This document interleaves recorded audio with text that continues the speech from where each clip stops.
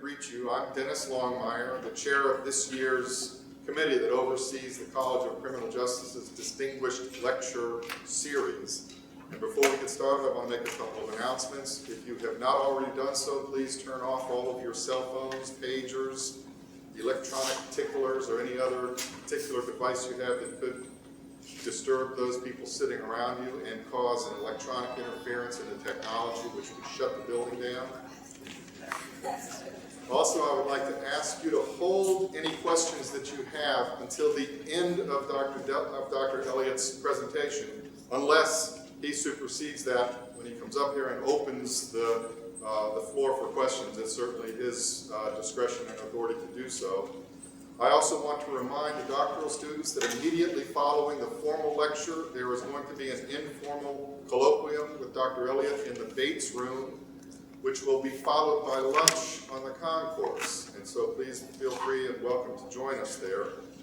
This is the first Beto Chair lecture being presented this academic year, and it is going to be followed on October 23rd when Dr. John Kleinig from the John Jay College of Criminal Justice will be joining us. It'll be a Tuesday, the same time, same place, so please mark your calendars accordingly. We are still in the process of putting together the spring lecture series, and we plan to have 2 distinguished lecturers join us in the spring, so keep watching your calendars. My primary role is to simply welcome you all here on behalf of the College of Criminal Justice's dean, faculty, sub-deans, and all of the important dignitaries who I can't name because I can't remember them all, and also to introduce today's lecturer. But before that, I need to acknowledge the funding source or sources for this particular series. The Beto Chair Lecture Series originated in 1981 when the university received an endowment from the Jesse H. Jones and Mary Gibbs Jones Endowment Corporation, also known as the Houston Endowment Fund. The purpose of this gift was to help expose the College of Criminal Justice's doctoral students to the leading figures actively working in the discipline of criminal justice, and it was named in honor of Dr. George J. Beto, the former director of the Texas Department of Corrections and a distinguished professor of criminal justice at Sam Houston State University from 1972 until his retirement in 1992. I also want to acknowledge Dr. Beto's son, Dan, who is here. And if you haven't seen Dr. Beto, look at Dan. It looks like he spit him out. Thank you for joining us, Dan. Over the years, we've hosted lectures by leading criminologists, including Leslie Wilkins, C. Ray Jeffries, Rita Simon, James Short, and the late Simon Denitz. And we are proud to add today's lecturer, Dr. Delbert Elliott, to this list of esteemed speakers. I need to acknowledge at the preface, before I continue my introduction, in the spirit of academic integrity and honesty, that I learned I would be introducing Dr. Elliott about 10 minutes ago. A previous person was going to introduce him, but problems arise in the world of academia. And so I am really going to be plagiarizing a brief bio sketch of Dr. Elliott's that is available online. So please don't attribute this to me, but it's available online.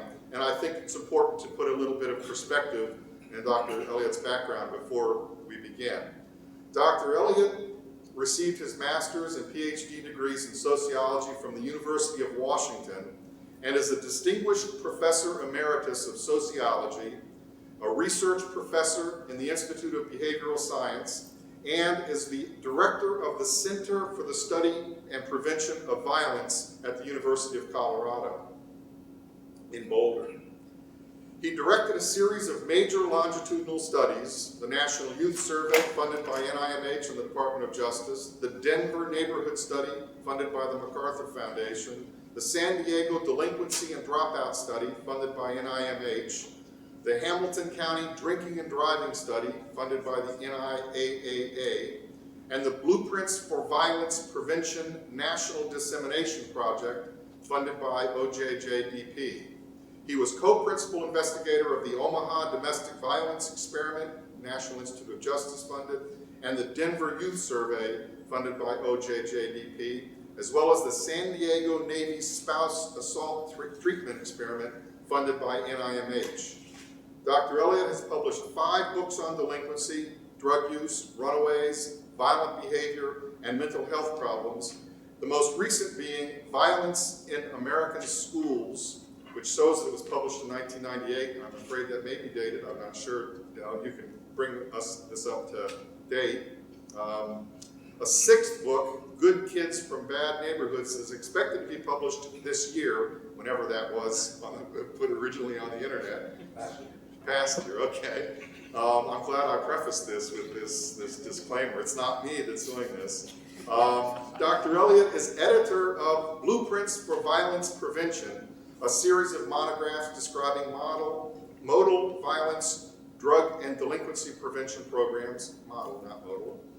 He is a fellow of the American Society of Criminology and served as president of that organization from 1992 to 93. He received ASC's prestigious Edwin H. Sutherland Award for outstanding contributions to the field of criminology, an Outstanding Achievement Award from the Office of Juvenile Justice and Delinquency Prevention, the Paul Tappan Award from the Western Society of Criminology for his work in violence prevention, and the Research to Practice Award from the Society for the Prevention of Research. In 2003, he received Society for the Prevention of Research. Research to Practice Award from the Society for Prevention Research. I'm just reading. I'm a script reader. I'm like Katie Couric. I'm a script reader, and if they don't get the words right, I can't get them right either. I'm sorry. In 2003, he received the August Vollmer Award from the American Society of Criminology, and he was also selected to be the senior science editor in 2001 of the Youth Violence, a report of the Surgeon General, and was presented the Public Health Service Medallion for Distinguished Service by David Satcher, MD, PhD, and U.S. Surgeon General in 2001. His name and research products constitute correct answers to our doctoral level comprehensive exams in both research methods and criminology. I added that.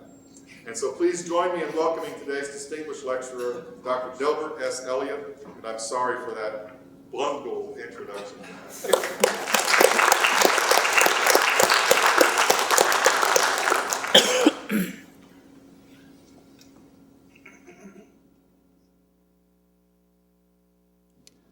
I think we're on. That introduction was fine. It's a real pleasure to be here. It's my first time at Sam Houston State University. So it's a delight to be here and have a chance to talk to you about my favorite topic, which is violence prevention. What I'd like to do is to kind of go through what's happened in the last 20 years and kind of look forward to the next 20 years. I'm an old guy, so I've been around long enough that I can see really significant changes that have taken place in our understanding about the causes of violence, and particularly in our ability to address the basic causes and to change life course trajectories and prevent the onset of violence behavior. So we're going to kind of go through a look at the past to begin with, and then a look towards the future. Here's what prevention research was like when I was early in my career. This is the work from Romig's book, Justice for Our Children, and a quick overview of what we knew about violence prevention at that point in time. I just want to say that that's just one source. We can also look at, there's a long list of other sources down at the bottom of that slide that also said essentially the same thing.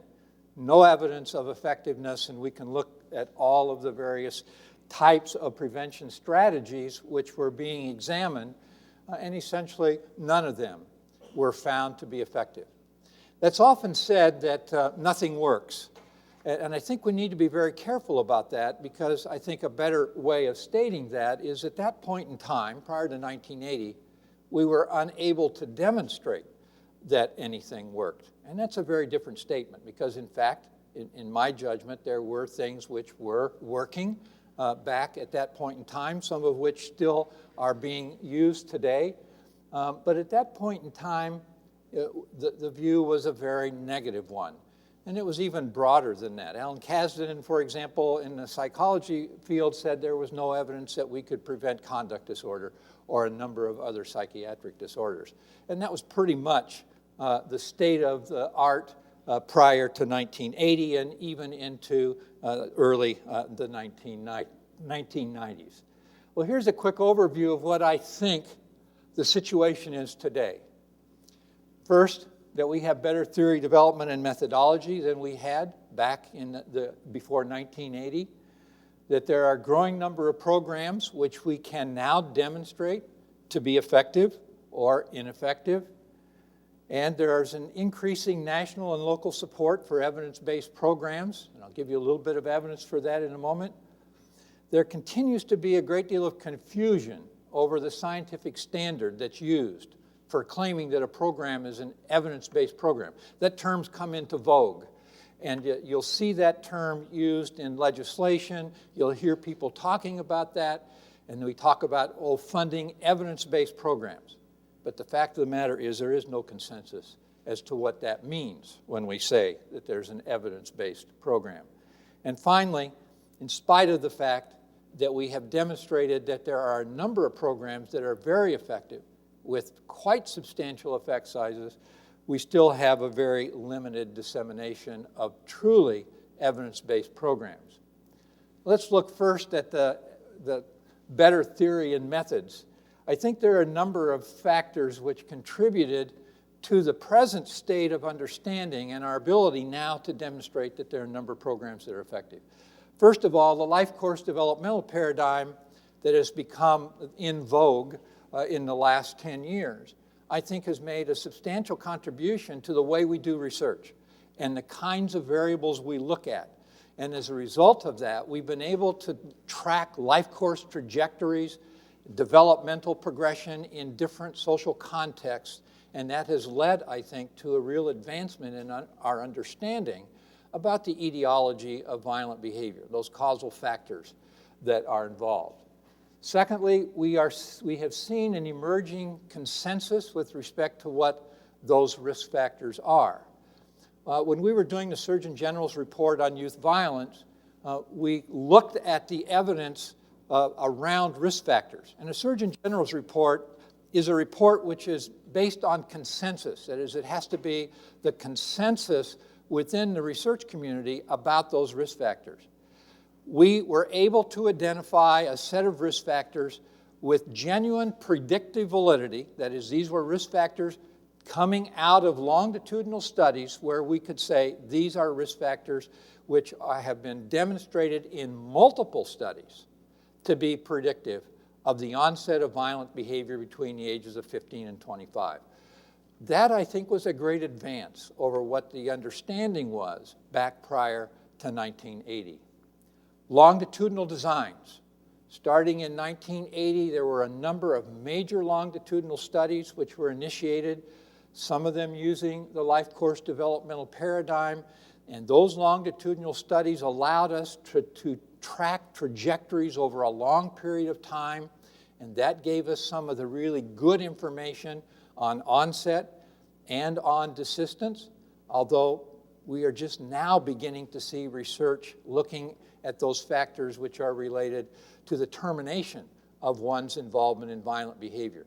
That's very critical because when we talk about intervention programs, to date, most intervention programs are still based upon information related to the onset. And I think we're beginning to learn that the factors which are associated with onset are not necessarily, and in many cases clearly, are not the same conditions or variables which are associated with termination. In the first place, termination typically takes place at a much later stage in the life course and involves different social contexts and different experiences. So until we get good information on desistance, and that's a new area of research, which I think is, which we're going to see in the next 10 years, until we understand how it is that individuals who are caught up in serious forms of violence actually desist in that involvement in violence, our ability to develop good intervention programs is still going to be limited from a theoretical perspective. Then the development of new statistical methods, HLM, hierarchical linear modeling, is an example of that, which has allowed us to get a better estimate of contextual effects. And that's really, for a sociologist, that's critical. Or for a criminologist, that ought to be critical. So indeed, we now have some new methods which have allowed us to get a better handle on individual and contextual effects. And finally, the use of meta-analysis, which has now been applied in a systematic way in the area of criminology. In recent years, we have the Campbell collaboration, which is focusing specifically on meta-analytic analyses of different crime prevention strategies and programs. Evidence that programs work or do not work.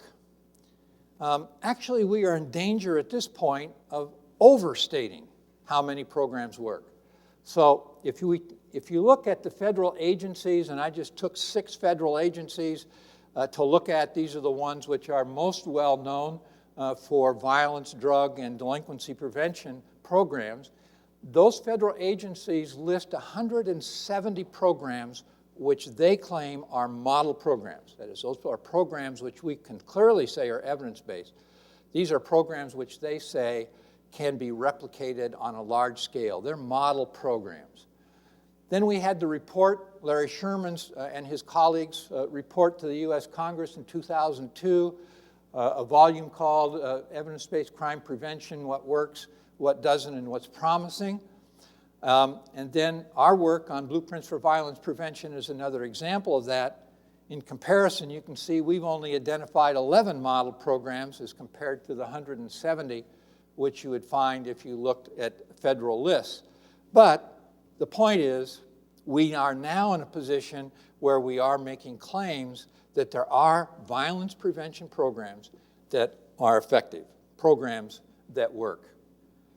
The first thing I would like to talk about, which is always the most difficult, is that one of the side, or I guess unanticipated consequences of looking at what programs work is that we discovered many programs that don't work. And maybe that's not a surprise. Whenever I talk about what doesn't work, it's a little scary. I remember I was talking to the people working in the court in West Palm Beach County a couple of years ago and put up this slide talking about what works. And when I got done, there was this kind of murmur went through the audience. And we had a break, and I talked to the judge, and I said, well, what was that happened? He said, nothing. Don't need to worry about that. You just listed up there all the programs we're using here. And it reminds me also of the story of a state trooper in Colorado who was watching the traffic flow on Interstate 25. That's the interstate that runs north and south across the whole state. And he saw a car driving down the highway doing about 20 miles an hour, a major traffic hazard. People were swerving to miss it. So he pulled the car over, and there were 4 elderly ladies from out of state in the car, and he went up to the driver and he said, "Madam, do you know how fast you were going?" And she said, "Yes, sir. I know exactly how fast I was going because I always drive the speed limit.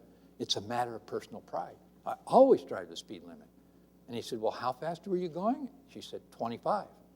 And he thought for a minute, and he thought, "Madam, I think you've confused the highway number you're on for the speed limit here. This is Highway 25, but the speed limit here is 75 miles an hour. And she was terribly embarrassed. "Oh, I am so sorry. I am really sorry."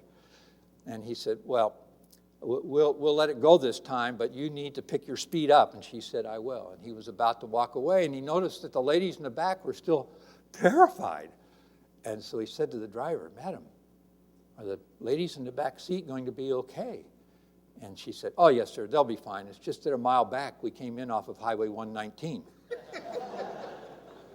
So it's a little like that. When we talk about what doesn't work, this is where I get most of the static, and most people are unhappy.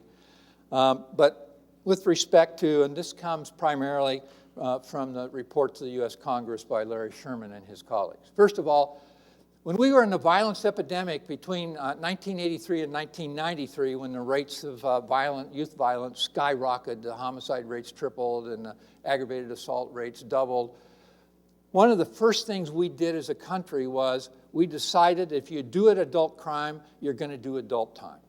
And as a result, we lowered the age of transfer out of the juvenile or family court systems into the adult courts. So that there are several states still today that will waive 10-year-olds out of the family court and into an adult criminal court and charge them as adults. What we know about that, of course, at this point in time, there's an asterisk after that that says that there were negative effects of that strategy. Not only does this program not work, it makes things worse. It's iatrogenic. So what we know is that those that were waived, number one, that there was racial and ethnic discrimination whenever there was prosecutorial discretion with respect to who to waive and who not to waive. Secondly, we know that those that went into the adult court system were much less likely to get any treatment whatsoever. Third, we know that the victimization rates for those children went up substantially. They were more likely to be victimized while they were incarcerated. And finally, we know that when they got out, they were more likely to reoffend than if we'd left them in the family or the juvenile system. So there's an example of a national strategy which we employed to deal with the increasing rates of violence, which actually made the issue worse. Boot camps.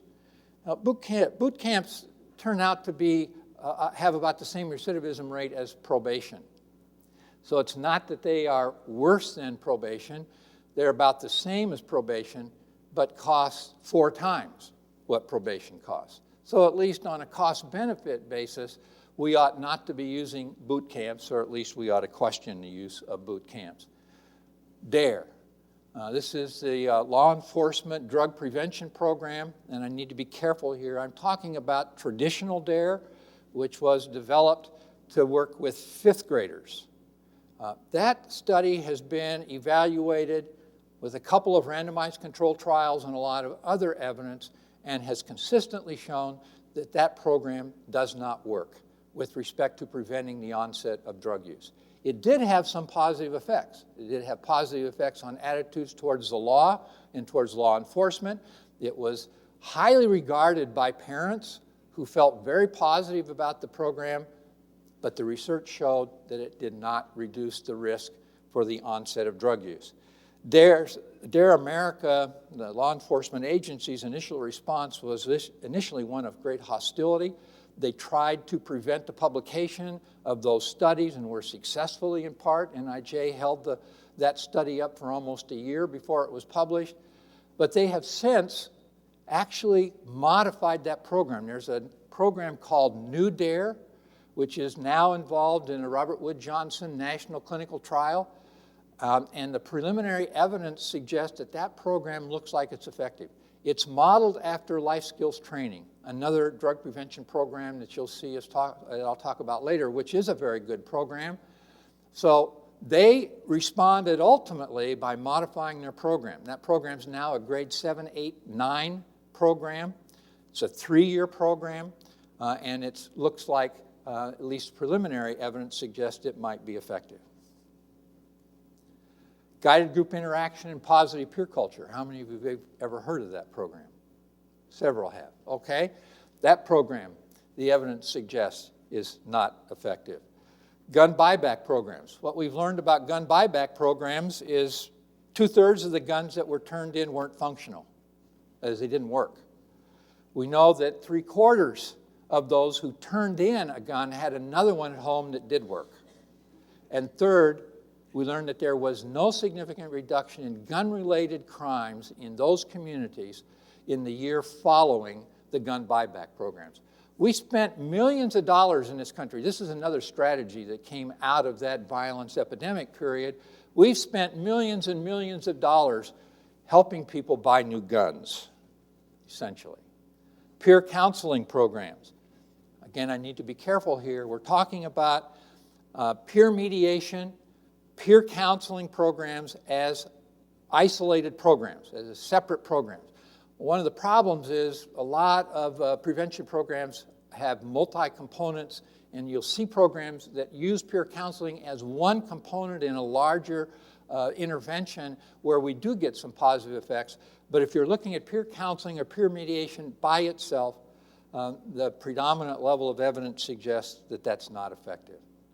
Summer job programs, counterintuitive perhaps, but work prior to graduation from high school tends to have negative effects, that is, increase the risk of drug use and delinquent behavior. And that seems so counterintuitive that people wonder why that's true. But there are several things that typically happen, particularly if someone in high school prior to graduation starts to work more than half-time or half-time. We know several things happen. One, we know grades drop. We know involvement in school-related activities decline. We know that parent monitoring decreases because the kid says, I'm making my own money, you can't tell me what to do. We know that peer networks change and that they're more likely to be involved with older kids in work situations. And as a result of that, there is a decreased level of bonding to conventional activities, lowering of supervision for those children. And as a result, on average, the risk for delinquency goes up.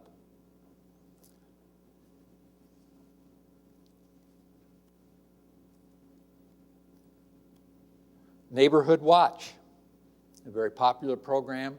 There's some recent evidence about Neighborhood Watch, which is suggesting a possibility of some positive effects, but at least when the Sherman report was written, they argued that there was no evidence for its effectiveness. Arrests of unemployed domestic abusers. There have been a number of studies. NIJ sponsored a whole series of studies looking at the effects of arrest on domestic assault.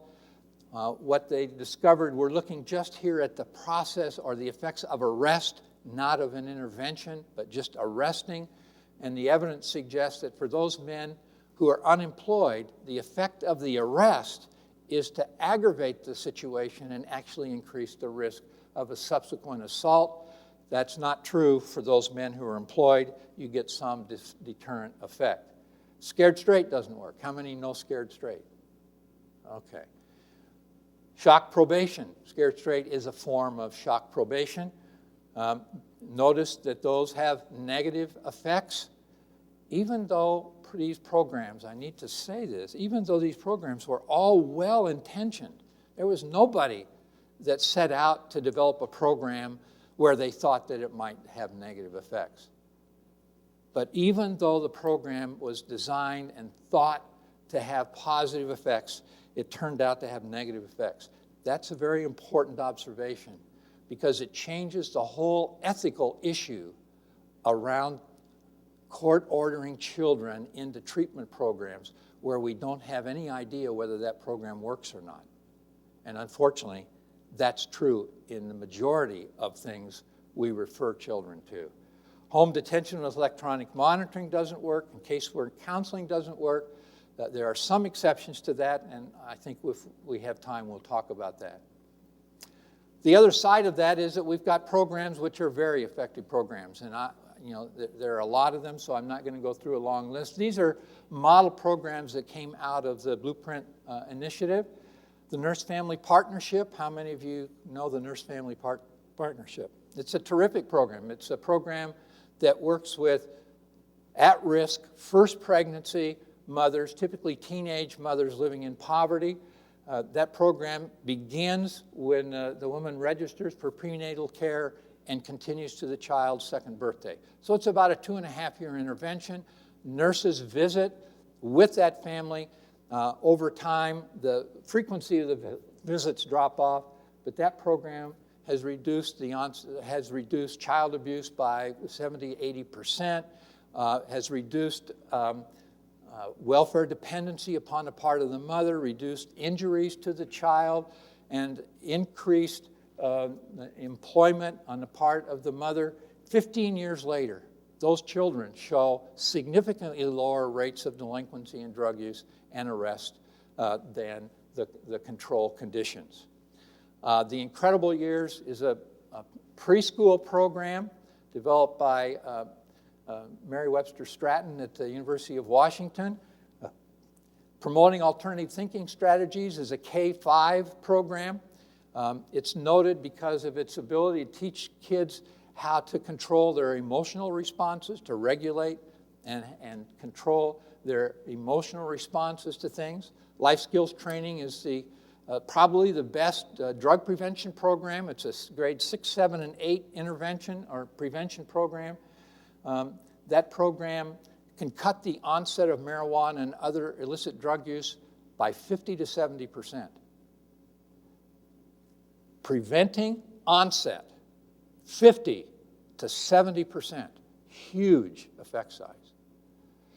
Also has not quite as good effects for tobacco, also has good effects as an intervention strategy for kids who have already initiated drug use, cutting the levels of drug use. Multidimensional treatment, foster care, systemic therapy, multisystemic therapy, and functional family therapy are all clinical type interventions, and those interventions have been utilized with what we call deep end kids, kids who are already seriously delinquent. Multisystemic therapy has shown some preliminary positive effects for sex offenders, and those programs have shown quite good effects. So we now know a lot about violence prevention programs. And there are clearly a number of programs which we could promote on a national level that would have a significant effect upon the rates of delinquency and drug use in this country. If we could implement life skills training, it would cost us 1.5% of what we are currently spending nationally on drug prevention and interdiction in this country, 1.5%. And it should, by conservative estimates, cut the onset of serious drug use by at least 33%. Are we doing that? Unfortunately not.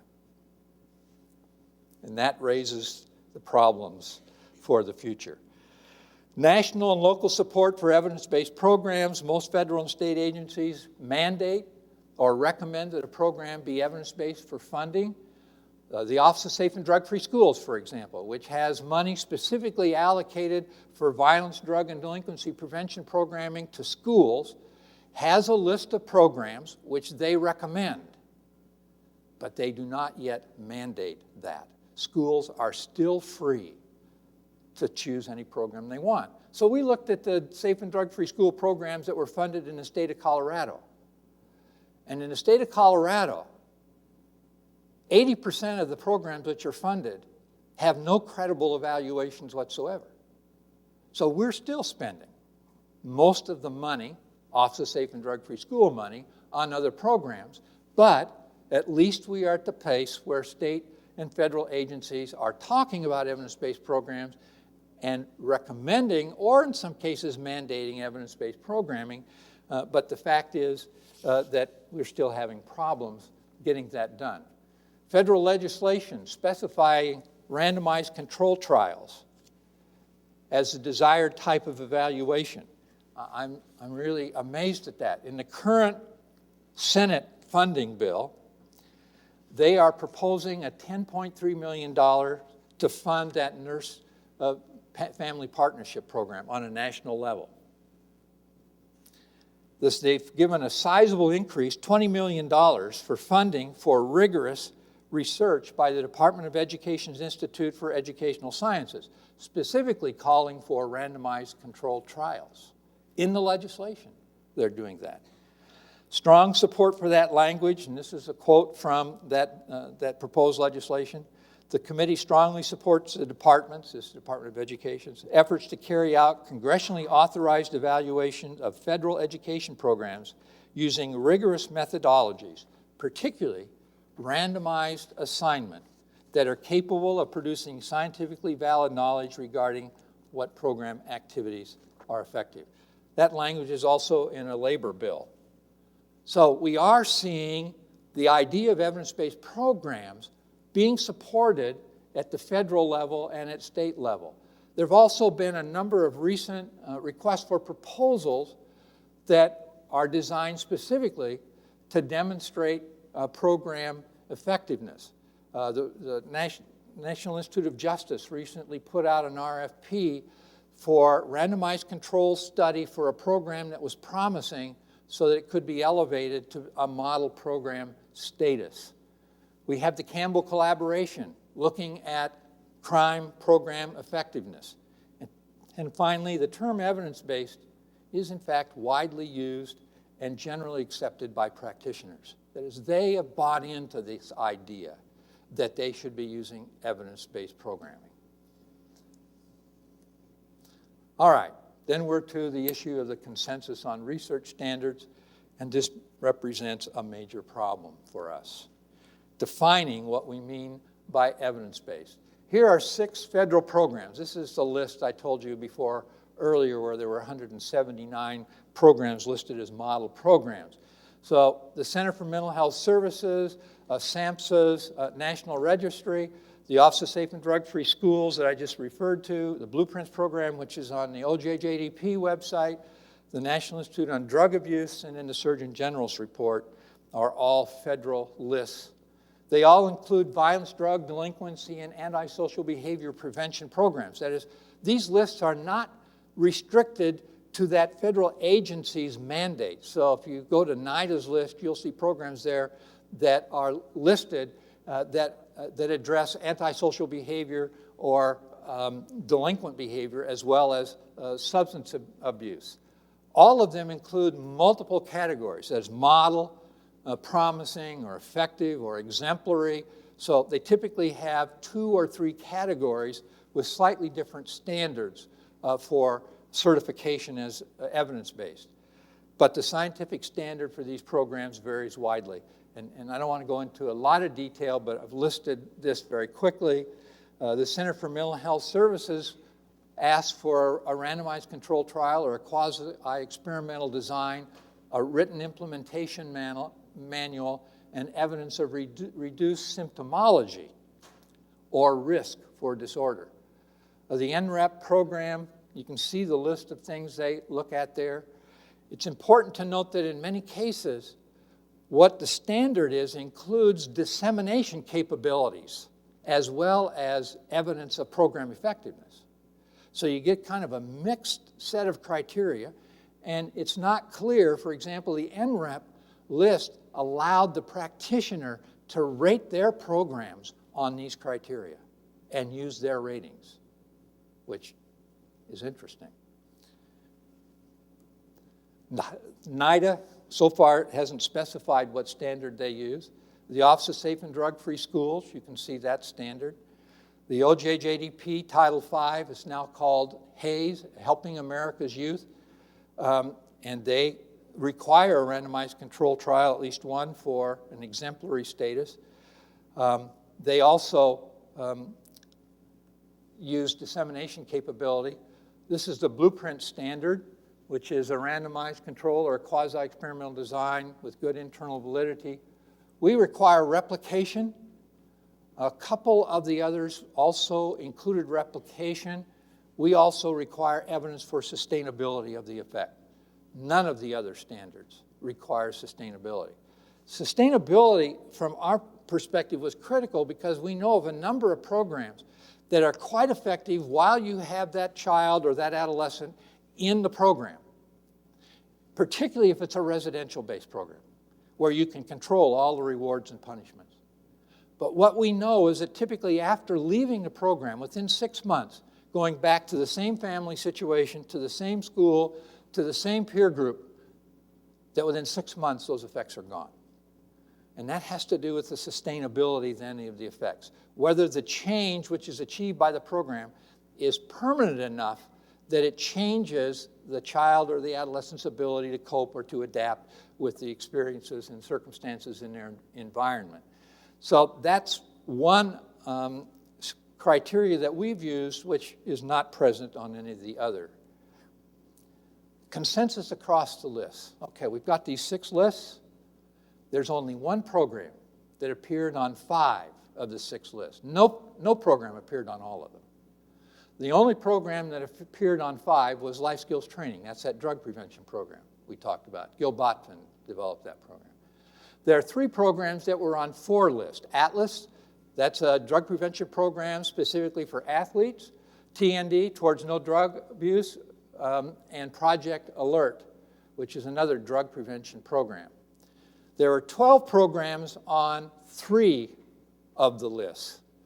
That's the Big Brothers Big Sisters mentoring program, Caring School Community, Early Risers for Success, the Good Behavior Game, the Incredible Years, the multidimensional treatment foster care program, MST, multisystemic therapy, NFP, the Nurse Family Partnership, and Project Northland, Towards No Tobacco Use, promoting alternative thinking strategies and strengthening families, the Iowa Strengthening Families program. So there are 12 programs that appear on half the list. So it's very clear that we have no consensus on what constitutes evidence-based. If we use it being on at least 3 of those lists, then we have 16 programs that we could say are evidence-based. So that represents a serious challenge for us. It was in response to that a couple of years ago, there was a group from the National Institute of Mental Health, from the Department of Justice, from the Department of Education, and from NIDA that got together to see if they couldn't find a standard which they could all agree to that would meet the scientific community's acceptance as a criteria or a standard for certifying programs as being effective programs. We were involved early with that group in talking with them, and to be very honest with you, I thought the chances of this group coming together around a standard was about 5 in 100. I was wrong. They came up with a standard and have proposed that standard, which I think is an excellent standard. And it's a tough one. First of all, you have to have an efficacy study, which is a randomized controlled trial finding positive effects with good internal controls or internal validity. Secondly, that effect has to be sustained for at least 1 year post-intervention. 1 year after leaving the program or after leaving the program setting, that effect has to still be there. At least 1 independent replication with another randomized controlled trial. That is essentially an effectiveness trial. And it has to be independent. That means that the developer of the program, which did that initial randomized controlled trial, cannot be involved in the replication. That's tough. The reality is that most of the replications that have been done involve that developer, and that's going to be a serious limitation. So now we're looking at 2 separate randomized controlled trials with evidence of sustainability. And the RCTs have to be good, quality RCTs, and there have to be no known health compromising side effects that were discovered as a result of those randomized controlled trials. That's a tough standard. And that's a standard I think that the research community will quickly endorse as being an appropriate standard for certifying a program as a model program. So here's the hierarchical classification that they propose. A model program is a program that meets all of those standards. An effective program is a program that has the 2 replications, but they're not independent. So you've got 2 randomized controlled trials, but the developer was involved in both of them. And that represents somewhat of a caveat to the model program. Promising programs can be quasi-experimental or randomized control, but there's no required replication. So it can be a single study. It does require evidence of sustainability. So it does require showing that the effect lasts for at least 1 year post-treatment, but it doesn't require replication. Then we get inconclusive, ineffective, and harmful, and finally insufficient evidence. Note that it takes the same level of evidence to say that a program doesn't work as it does to say a program does work. That is, we need to be very careful about saying what programs don't work. So to go back to the list of things that don't work that came out of Larry Sherman's report, for example, several of those would, in fact, meet this standard, but most of them would not. DARE would meet this standard, for example. So we need to be careful on both sides of this issue, whether we say a program works or doesn't work, and this is the standard which the Blueprint Advisory Board is now using. So we're using, as we look at programs and certify programs as being model programs or promising programs, we use both the original Blueprint standard, which is a lower standard, and we're using this standard. And we hope to launch a website soon, which essentially will promote this standard for certifying programs as being evidence-based programs. Okay, if you go back now and look at those programs on these lists quickly, the Center for Mental Health Services, we've only evaluated or rated 14 of those 34 programs, so there's not much to say there. NREP, when we look at their programs that they call model and effective, 64% of them fall in the insufficient evidence category.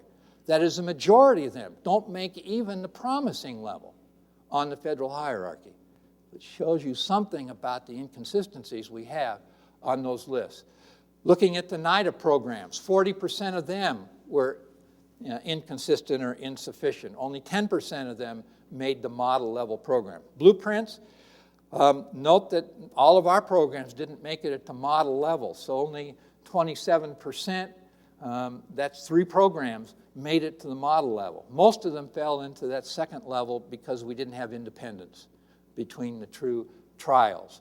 And then 9 of them were promising. We had none of them that were inconsistent or insufficient. OJDP, 33 out of the 40 were rated. And of those, you can see they did a little better. 45% fell into that ineffective or inconsistent. The Office of Safe and Drug-Free Schools looked actually a little better than that. But the fact is, you can see this is a rough standard. It's a tough standard. So let me just suggest a practical way of defining evidence-based, and that is programs that are model, effective, or promising on that federal hierarchy. That seems to me to be a minimal standard, where that allows for a single study which shows sustainability, which has good evidence, good internal validity for the study, is a minimum criteria. I think that should be a minimum standard for being able to say this is an evidence-based program. Now, if we use that, that means we're looking at, we've looked at 600 programs now. We've evaluated 600 programs. 80% of them have no credible evaluation at all. But that means for that other 20%, most of them would not be listed as evidence-based programs.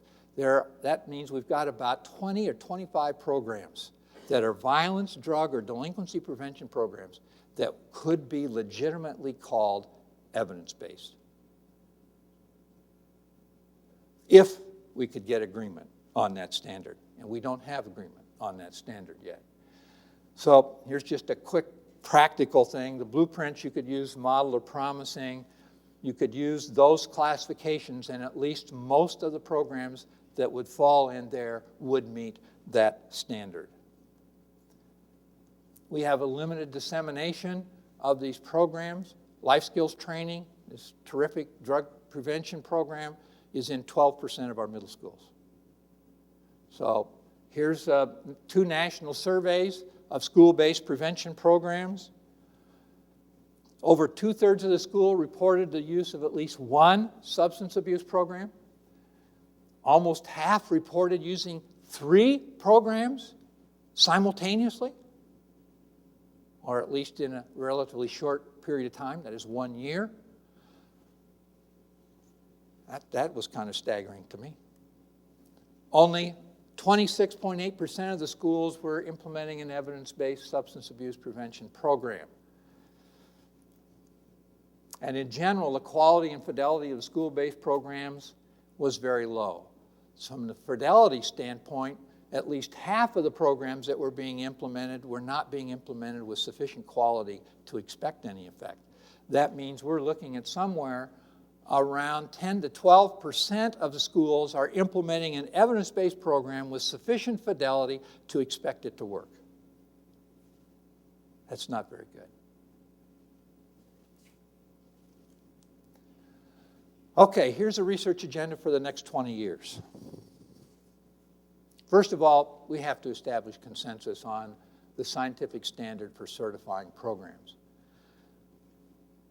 Next, I think there's a whole new frontier of research. For the first time now, we do have some programs that work, and we need to be promoting those programs. But we know almost nothing about how to disseminate those programs and how to implement them with sufficient fidelity to get the expected effects. We know very little about that. So that's kind of the new frontier. So that involves understanding dissemination, understanding institutional fit, fidelity versus adaptation, and how to sustain the programs once we get them funded. This is just a quote from the National Implementation Research Network, that we know little about those processes which are involved. First, program dissemination capability. A few years ago, we got a grant from the Office of Juvenile Justice and Delinquency Prevention to replicate 10 of our blueprint programs, in each of them in 10 communities. So we were going to put 100 programs out into the field in the course of a year. The first thing that we discovered was that there were only 3 blueprint programs. Now, these are well-established programs. Only 3 blueprint programs that could put 10 programs out into communities in the next year. They were simply unprepared to do a dissemination of more than 1 or 2 programs at a time. That meant they did not have this capability. This is what we mean when we talk about having a dissemination capability. The federal working group standard that I talked about, that we looked at the standard for certifying programs as being effective or not effective, they also have a standard for dissemination capacity. So they have a rating for whether the program, whether it's a model program or a promising program, whether it has the capacity for dissemination. And this is what is included in evaluating the capacity for dissemination. Having published material, curriculum, handbooks, manuals. Having certification of trainers. One of the real problems we have right now is there are many times you can go to a school and say, oh, what, are you implementing a drug prevention program? And they say, oh yeah, what are you implementing? I'm implementing life skills training. And you say, oh, really, that's a great program. And you ask a little bit about it, and what you discover is it's nothing like life skills training. It's a program that they borrowed the name, and they developed their own program, and they call it life skills training, and they're implementing it in their school. So to protect the integrity of a program, you have to have trainers, and you have to have the ability to certify trainers as the only people that can deliver a particular program. Next, you have to have a high-quality packaged technical assistance. You cannot give the program to a community or to a school and say, here it is, good luck, we'll see you later. It won't work if you do that. We know that it won't work. You have to have technical assistance that you can deliver with the program. Help the school actually implement that program with fidelity. You have to have process evaluation measures. It's by virtue of the process evaluation measures that we determine whether the program is being implemented as it was designed. That's the fidelity issue. And we know that if you do not implement with fidelity, that you're not going to get the effect size. That's a hard sell with a lot of community agencies and a lot of practitioners, because the issue of local adaptation is a tough issue. We're going to talk about that in just a moment. Dissemination organization dedicated to marketing and delivery. That is, a developer rarely has those skills. The developer is an academic someplace in some university. They know very little about how you sell and market a program. So typically, those blueprint programs that were effective had an organization that was essentially doing that for them. And finally, you have to have a data management system in place. Program fit. Last year, I was at the Office of Safe and Drug-Free Schools conference in Washington, D.C., and there was a program on what works and what programs work. The first 3 questions after those presentations coming from the audience, these are from school people. These are the Safe and Drug-Free School coordinators or people in the schools that are implementing programs. The first 3 questions essentially had to do with how do I use that list? That is, do I have to take the program at the top of that list? I mean, I was staggered at the questions that came about how you use the Office of Safe and Drug-Free School list of effective programs. So there is an issue of understanding how you select a program. And that's what we call program fit. Does the program address the needs and existing barriers in this school? That is, you don't pick a program because it's on the list or where it is on the list. You pick a program that addresses the risk or protective factors that you want to change. Because every program is designed to change a specific risk or set of risk and protective factors. And that's the first question. And then, has it been demonstrated effective for the type of school or students who will be involved? Unfortunately, even a number of blueprint programs have not been demonstrated effective for selected populations. That is, particularly for minority group populations. Many of them have, but not all of them have. So you have to look at that to see if that's an issue. Almost all of the programs appear to be effective for both males and females. As a matter of fact, as we'll see in a moment, it looks like we don't see gender effects with respect to the intervention programs. What level of certification does the program have? Because you want to pick a program that's got the highest level of certification that you can. And then, can the program requirements for implementation actually be implemented here? We're trying to implement the Nurse-Family Partnership Program statewide in Colorado. The legislature funded it statewide. But we're having great difficulty implementing that program in the rural communities in the state of Colorado. Colorado is a very rural state in many respects. And it's very difficult for a rural community to hire an RN or several RNs to run that program.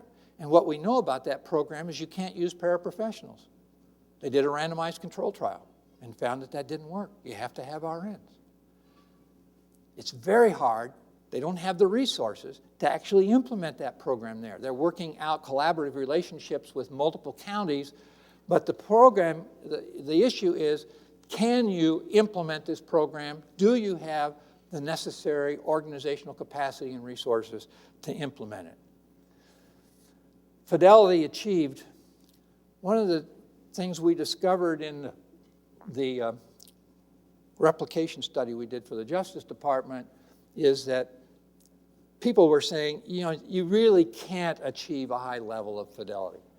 Gil Bachman, in implementing the life skills training program in New York City schools, got about a 60% compliance level, that is in his fidelity measure, with that particular intervention. So these are the results of our study and what we essentially achieved with,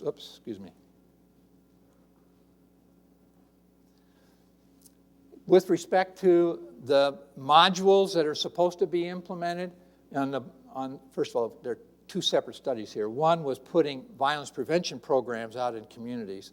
We got a separate grant to put life skills training into schools. So we got an 86 to 100% fidelity score for the blueprint programs we put into place. With the life skills training program, we got 81 to 86% fidelity. Those are very, very high levels of fidelity. So the point is, we can implement these programs with fidelity.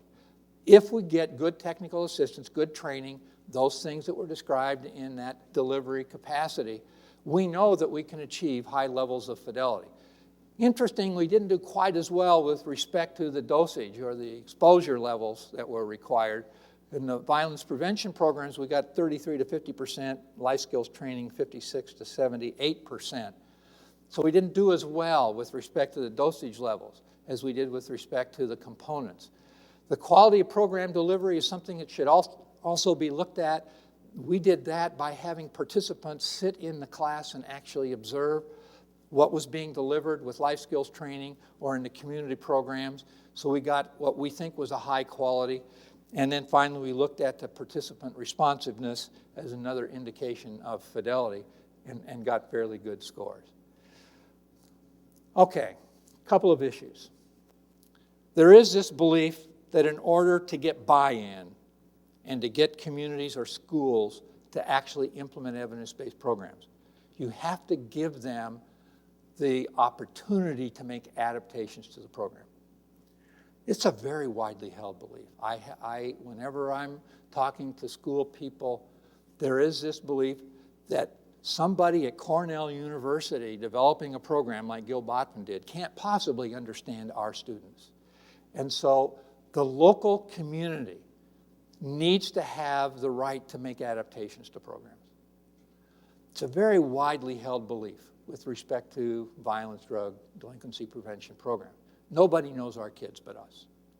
Now, we don't do that with drugs. Once the FDA certifies that this is a program, or this is a drug which we can distribute, you don't see people saying, well, you know, we really can modify its chemical composition because we're a little different than the people in the randomized controlled trials that were done. And so we're going to change the chemical composition. We don't do that with respect to models for airplanes that are built. But we do it with respect to violence prevention programs. And it's very tough to essentially work that out. The question is it really true that buy-in requires giving local adaptation? And I believe the answer to that question is no. So the need for local adaptation is overestimated. If we do adaptations, they need to fit with the program rationale. And one of the problems we have is that where the threats to fidelity take place are not at the high levels when you're negotiating with a school about implementing this program and you're talking to the principal or the superintendent about the program. That's not where the threats to fidelity take place. That's not where the adaptations take place. The adaptations take place at a local teacher in a given classroom who decides they don't like the dating component in life skills training. And so they're going to substitute for that a scare tactic component. Now, what we know is that scare tactics as a strategy don't work. But most teachers think that that's an important thing to put in. So they make that kind of an adaptation. So the adaptation is made at a very local level, not at the higher levels, and by people who do not know or understand the theoretical rationale for the program.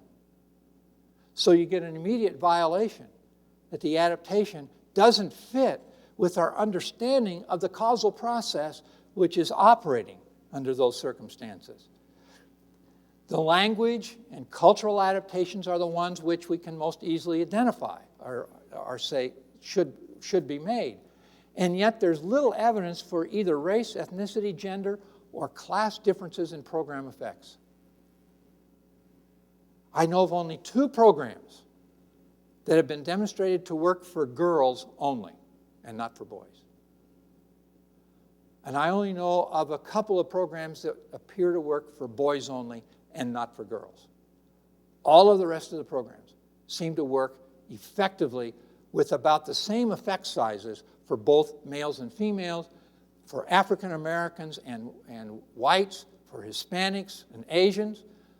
The fact of the matter is Gil Botman developed a whole new curriculum which was specifically designed for an African American implementation. And what he discovered is he gets the same effect size with African Americans whether he uses that curriculum or whether he uses the standard curriculum that he started out with. So the fact of the matter is, and that's a surprise to me, quite frankly, but there are a lot of sites, if you want to challenge that assertion, I've got a list of sources down at the bottom that you can look at.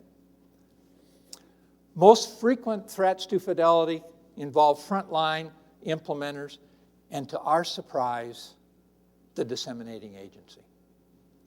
We learned that once you get a program to the level that you give it to a marketing firm that delivers it, along with the technical assistance and certification of trainers and so forth, there is a temptation on the part of the marketing firms to lower the standard for the delivery of the program because it increases their profit margin. So that's an issue, and I've been talking to the developers about that problem because we saw in a couple of cases where the training requirements or the educational standards for the delivery of a program were modified by the people delivering the program, not by the local community or the school that was implementing the program. So the threats to fidelity come from multiple sources. And if we're going to achieve fidelity, we're going to have to pay attention to how the program is delivered as well as to the people who are implementing it. First of all, we know fidelity is positively related to effect size. So that the greater the fidelity, the more closely you will achieve the effect size realized in the randomized control efficacy and effectiveness trials. Secondly, we have discovered fidelity is positively related to sustainability. And that was a surprise to us. That's because when people implement the program the way it's designed and they discover that it really works, then they'll find a way to sustain it.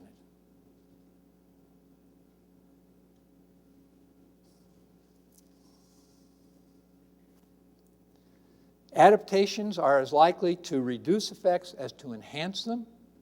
And once you make a significant adaptation, you no longer know whether your program works or not.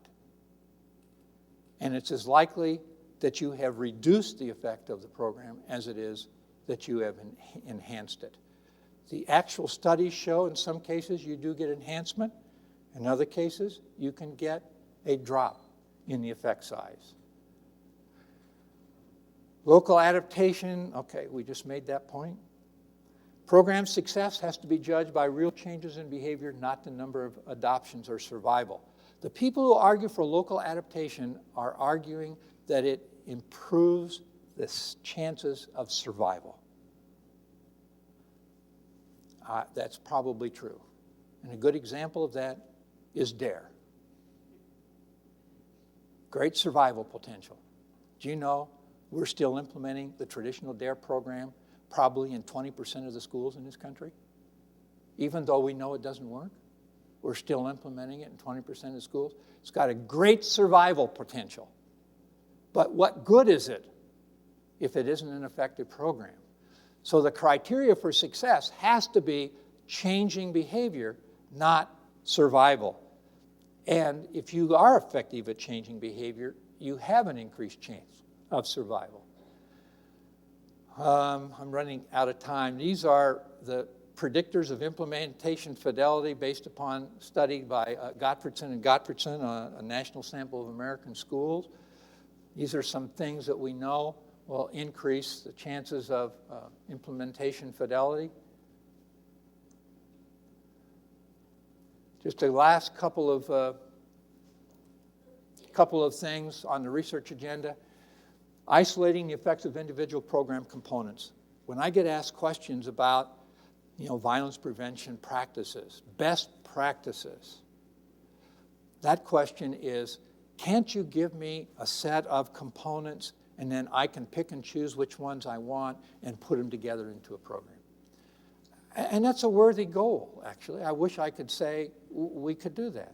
And maybe in the future, we'll be able to do that. Maybe the research will in fact allow us to get down to that level where we have actually evaluated specific components in multi-component programs. But we're not there yet. For the most part, we still have black box programs with multiple components and no attention to the effect size of individual components as a part of that larger program. So at this point, we can't do that. It's a worthy goal. It's something that we might see happen in the next 10 years as we get into more effective kinds of evaluations that can isolate the effects of individual components. Types of evidence needed to certify evidence-based programs. There's an ongoing controversy. I have this argument with Mark Lipsey at least once a year. Mark is on our advisory board for the Blueprints program. And as you know, he's probably the leading meta-analytic researcher. His His meta-analysis is clearly the most sophisticated that's out there. But we have this argument about whether we should be using meta-analysis as the basis for certifying programs as effective, or whether we should be using these individual randomized controlled trials. Very different costs associated with that, and very different kinds of evidence, I think, being presented. So that's an issue that is going to be an issue that has to be resolved in the next 20 years. That debate involves the following things. When you do a meta-analysis, you put together a lot of programs of a given type into a single collective group and analyze the average effect size within that combined set of programs. Now, the advantages are that you can get very large sample sizes and you get a lot of statistical power. So you can detect relatively small differences. So Lipsy reports, for example, on average, the delinquency prevention programs which are currently in use have a small positive effect. His effect size is a 0.12. That's, in a lot of people's judgment, is a relatively trivial effect size, but it's positive, at least. The issue of heterogeneity becomes a critical issue because you can take a program that works, one program of a given type, let's say a mentoring program, that gets really positive, strong positive effects. And then you can get two other mentoring programs that have no effect or even perhaps a negative effect, and you get an average effect size, which is a very small, weak positive effect. Now, what are we to conclude from that? You got one program that had an effect size of 0.5, and then you have these weak effects. Well, can we say then that mentoring as a program type doesn't work? I don't think so. What we can say is that sometimes it works and sometimes it doesn't work, but the heterogeneity of the programs that are combined in the meta-analysis is something that needs to be controlled in the meta-analysis. And Lipsy does that. He reports what's called a heterogeneity factor. So if you look at the heterogeneity factor, that tells you that there's great variation across the programs that were included in that meta-analysis, and you need to look at that. But most meta-analyses don't even look at that. So you don't know whether you're getting a lot of variation or whether they're all tightly clustered, and thus, as a group, look like all of those programs are effective, even if they're different programs. Measuring and controlling for fidelity. Almost none of the meta-analyses have any control for the fidelity of the implementation. Quite frankly, more programs fail because of a lack of fidelity than because the theoretical rationale was wrong. There are more program failures than theory failures. So if you aren't controlling for fidelity, you don't know whether the program idea was a bad idea or whether it's just not being implemented well. Very few programs actually look at their fidelity. And so for the meta-analysis, the problem is that information's not there in most cases, so it's not their fault, but that information's not there. In a review of 1,200 prevention studies, only 5% had some fidelity. In experimental studies, 181 that were looked at, only 14 had a fidelity assessment. So it's becoming increasingly important for the future that we look at fidelity. When we do evaluations, we get an assessment of the fidelity of the implementation as a variable to be included in the analysis of the effect of that program. Third, we need to understand the difference between marginal and absolute effects. A marginal deterrent effect is when we're comparing a program with some other treatment or what's called practice as normal. Because when we do that kind of analysis, the question is this program that we're examining better, significantly better at reducing these behaviors than the existing program? So depending upon how good that existing program is, a failure doesn't mean necessarily that the program doesn't work because we're measuring what we call marginal deterrent effects. Or you can be comparing the program to a no treatment condition, and now you're looking at absolute effects, and now if you get 0, you can say that program has no effect if you've got multiple studies that are looking at. Then we have the reliability issues. The reliability issues are tough issues. there are so many coding issues involved in meta-analysis that I struggle over this because programs use different outcomes. Some will use arrest criteria for recidivism. Some will use a reconviction as arrest criteria. Some will include revocations of probation or parole conditions as a condition. They use different self-reported measures of different kinds and different sorts. So you've got to be able to code all of those into a single category with respect to the effect size. So there are many, many, many little decisions that get made in the meta-analysis by looking at 20 different programs you're going to put together into a group that we call mentoring programs, let's say. All right, final point. How many of you know about the MST controversy? Okay, good. MST, Multisystemic Family Therapy. It's a model program. It's a blueprint program.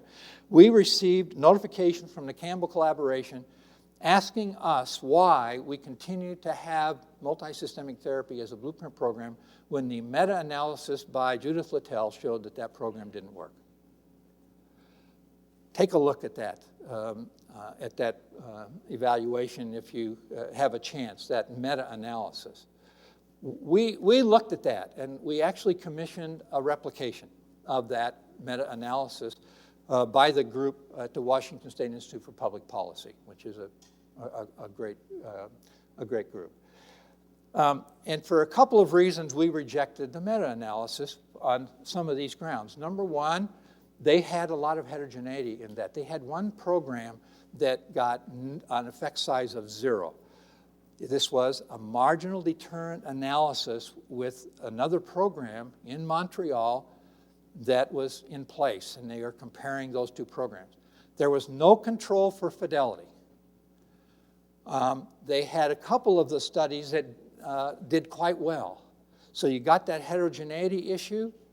You got marginal deterrent effect analysis, not absolute deterrent effect analysis, and then major reliability issues because the group at the Washington State Institute for Public Policy could not replicate the Littell findings using the very same, as close as they could, coding guides and instructions. So there are issues with respect to the reliability of coding with respect to that program. So we were hesitant to accept the meta-analysis given those limitations. We have redone it with 2 additional randomized controlled trials which were not included in the Littell evaluation. And that analysis suggests that the effect size, with something like 8 studies now, that the effect size was 0.44 for MST, which is a reasonably substantial effect size. So we're still listing it as a blueprint program. It's still on the federal hierarchy as an effective program, but this issue is not gone. And the use of meta-analysis as compared to randomized controlled trials, experimental designs as a basis for certifying programs as being effective is an issue that still has to be resolved. Okay, so I've been at this for a long time, and I feel very positive about where we've come. We at least have some programs now that we can certify are effective at preventing violence, drug use, and delinquent behavior. The challenge, in addition to those research agenda items that I pointed out, is to convince our state legislators and those who fund programs to fund real evidence-based programs. Thank you.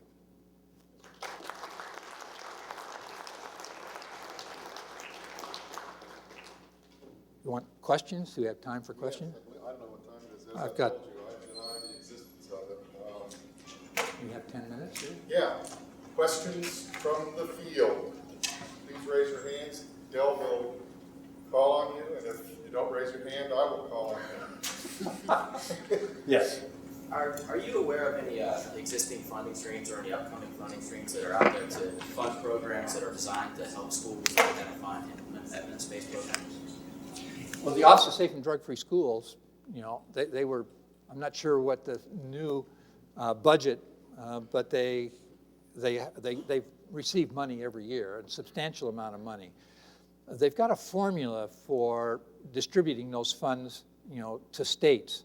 And then you've got a state coordinator that splits that money up between schools. And in a lot of cases, they've got a formula base where they try to give every school, a piece of that. And when that happens, then each school gets such a tiny amount, there's not much to do. But other places are not doing that, and they're asking schools to submit proposals, and that's one source then for getting money for school-based programs. Yeah, I was thinking not just implement money for program, but for tools that will help schools identify the evidence-based programs, because I recall in your presentation you said that there's a limited number of schools that actually implement evidence-based, and then there are questions regarding the implementation. So is there any money out there to try to teach schools how to do that better, to select better and then to implement better, rather than just pushing programs out? That's a good question, and the Institute for School, there is a Department of Education agency which has been given a huge sum of money by the Congress to help schools do that. Now, exactly how they are, whether they're issuing RFPs or exactly how that's happening, I don't actually understand. Why don't you come up afterwards? I'll give you the name of the agency. Other questions? Scott? On the hierarchical program classification, you said that you expected buy-in by researchers would be pretty easy. What about legislators, program providers, and school administrators and folks like that? Are you seeing improvement in trends in terms of their buy-in? I think the answer is only in a very limited respect. The first obstacle that new standard encountered, OMB insisted that there be a $2 million set aside for the rollout of that new standard, and they gave the money to the National Institute of Justice. The National Institute of Justice, to this point in time, has not issued an RFP for rolling that program out. And they are resisting doing so. And the best guess is they will not.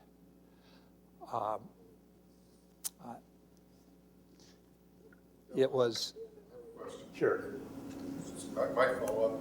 Are you aware of anything that is being done on the global level? It seems like almost everything that you've been talking about is either United States or Canada, I think, in terms of evaluating programs and then developing some kind of criteria for assessing effectiveness. Is anything happening at the United Nations level or at any other level that you're aware of? Not that I'm aware of. I'm aware that there are some countries, England, for example, in the Home Office, is in fact doing a very similar kind of thing.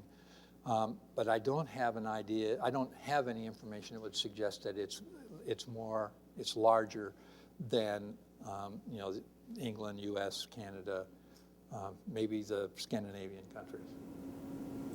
Where's your Gerber? He's going to develop this as an international issue for us. Yes. As a follow-up to Scott's question, I'm not sure that you were finished, but you were talking about RFP development with the classification, and you said you didn't think that would actually be implemented. Can you elaborate a little bit?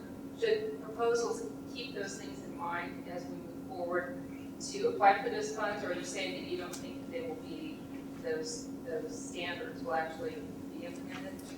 Well, I think the standards are being circulated. That is, you can get that information off of a website, and I do a lot of presentations. A lot of people know about it, so a lot of people are looking at those standards and deciding whether they like those standards or not. But whether the federal government will actually endorse that, even the participants on that panel did not go back and get their respective agencies to formally adopt it. So there's resistance within the agencies for this standard as well. And the Justice Department in particular said that they didn't want to implement this standard because it would be an embarrassment to what they were doing. They are funding so many programs that could not be certified with that standard that they said, we're gonna look hypocritical. We're putting out a standard that we're not using. And so they're resisting that standard. Church community John Barron's group, this Coalition for Effective Government Programming, that's not the exact title, but is pushing real hard in the Congress to get them buying into evidence-based programming. And the Office of Management and Budget and Management really did buy into it. They would like to see NIJ and OJDP, those agencies actually adopting that as a standard. And they think that that would improve the quality of the programs that get funded out of the federal government. So there are pressures. We may see a breakthrough, but it's slow. Yes? Are there any estimates on how much money would be needed to ensure program dissemination capacity? That's a good question. I don't have a good idea of what that costs, number one. Usually the developer,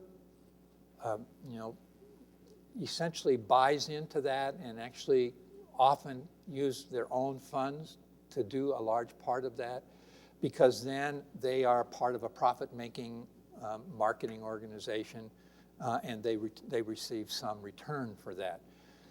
So whether or not you could find federal or state funds specifically around the development of those is a good question, and I don't know the answer to that. I think that you might find some funding to do that, particularly if you were to make it a nonprofit operation. I think you could probably get funding to do that. But I'm not sure where to go. I know some of the groups that do that, that buy up these kind of programs and then market them and sell them. And it's a potentially a money-making proposition. Yes? What's the quality of research on the actual dissemination process itself? Very little. I don't know of very much that's actually looked at the dissemination and effective ways of doing that.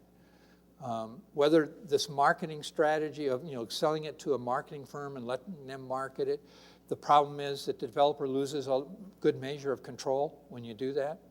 And that is an issue, it seems to me, because then you get a watering down. We saw some of that. We saw some watering down on the educational requirements for therapists and MST. That was a result of the way the marketing was being done. So there may be other better strategies for marketing or for disseminating than the strategies which LST and MST have used, where the developer would maintain better control and as a result, I think, maintain the fidelity of the program that gets implemented. Right. Is it safe to assume that there's not the research literature on institution of these programs? There's very little. There have been a couple of studies. Gray and Emshoff have published a study on dissemination. There's a pretty good literature about dissemination and diffusion models developed in other fields, but not as applied to criminology or criminal justice programs. So that's a whole new frontier area for doing research. Let me tap into your other side.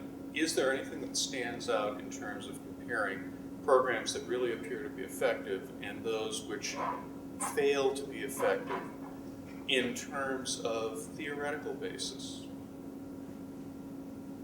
Either in terms of actually implementing a well-supported theory or in terms of just having that a particular theoretical basis. I don't think that I could point out significant differences between competing theoretical models, to be honest with you. The big difference is between those that have no rationale and those that have one, because many have no real theoretical model behind them, and others do. And those that are effective always have a sound theoretical basis for them. Those that don't sometimes show some positive effects, but often do not. So I wish that's a good question, because it would help us understand which theoretical perspectives are most effective. All of the theoretical work in all of these programs is really based upon theories relative to onset. And as I said, there aren't any good theories that I know of related to termination or desistance. And that's a new area of research. We're doing, and I know you are, and we have a Surgeon General's report, a supplemental Surgeon General's report on desistance, and we're starting to look at that. And there are a number, I think there are probably 7 or 8 articles that have come out recently. Sampson and Laub have one. So we're starting to see some work on that desistance side. And I think it's really important because for intervention programs, that should be the theoretical rationale for those programs rather than onset. And we don't have a lot of information yet about that. Call the questions now. Stop so that they'll have a little bit of a break before the informal colloquium, which is the real treat for the doctoral students. That's when you get to really pick his brain about anything except time. So I'm going to keep you all on track. We're going to break now, and in 5 minutes, let's say, the Bates room. My clock is not working. 5 minutes.